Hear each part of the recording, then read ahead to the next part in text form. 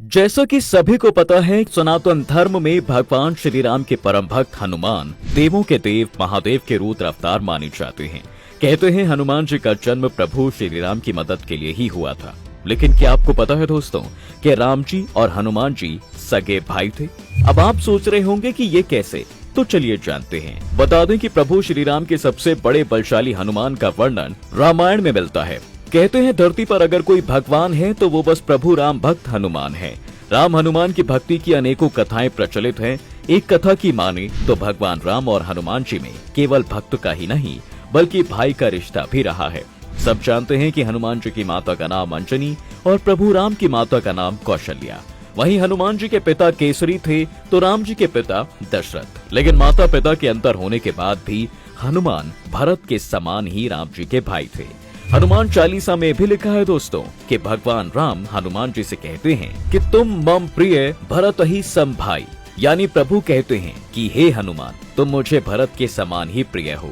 राम जी के ऐसा कहने का मतलब रामायण की कथा से पता चलता है। रामायण में कथा है कि राजा दशरथ की 3 रानियां थीं, लेकिन संतान सुख से वंचित होने की वजह से महाराज दशरथ बहुत दुखी थे।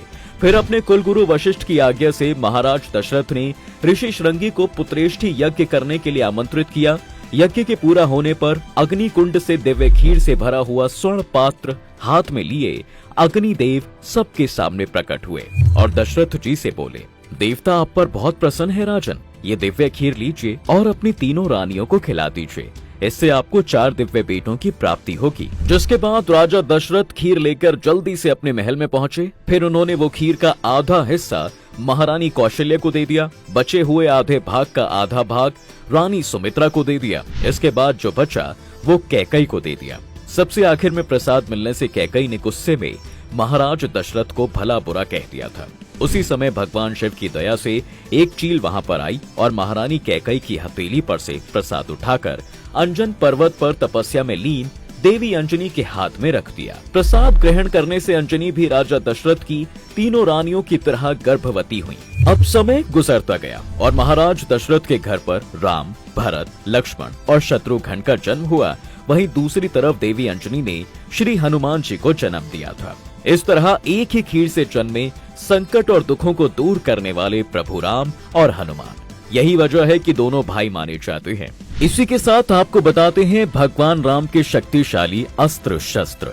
दोस्तों आपने सुना होगा वाल्मीकि रामायण में किस तरह भगवान श्री राम के पराक्रम का वर्णन किया गया है। लेकिन क्या कभी आपने सोचा है कि आखिर उनके पास ऐसे कौन से बलशाली अस्त्र थे जो उनको हर एक युद्ध जीतने में मदद करते थे?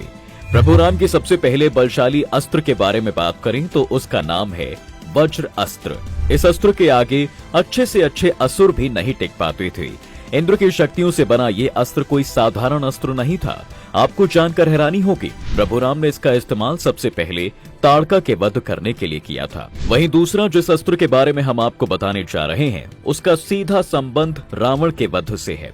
उस अस्त्र का नाम है अग्नि अस्त्र। जब युद्ध भूमि में श्री राम रावण पर अपने बाणों से हमला कर रहे थे तो वो सभी खाली जा रहे थे, क्योंकि प्रभु उसके जिस भी सिर को काटने की कोशिश करते थे वो कट तो जाता पर फिर से एक नया सिर उसकी जगह पर आ जाता। इस माया से प्रभु राम इतना तो समझ गए कि रावण का वध इन साधारण अस्त्रों से नहीं होगा। तभी रावण के भाई विभीषण ने अपने भाई के साथ विश्वासघात और अपने प्रभु की तरफ वफादारी दिखाते हुए उन्हें रावण की नाभि में छुपे अमृत के बारे में बता दिया। जिसके बाद ही राम जी ने रावण की नाभि पर इसी अग्नि अस्त्र से वार किया, जिससे लंकापति की नाभि का अमृत भस्म हो गया और महाअधर्मी और राक्षस रूपी रावण का वध हो गया।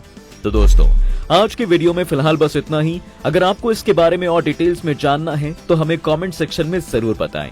इसके साथ ही आपको हमारी ये वीडियो कैसी लगी कमेंट कर दें। तब तक के लिए वीडियो को लाइक करें, शेयर करें और पेज को फॉलो जरूर करें।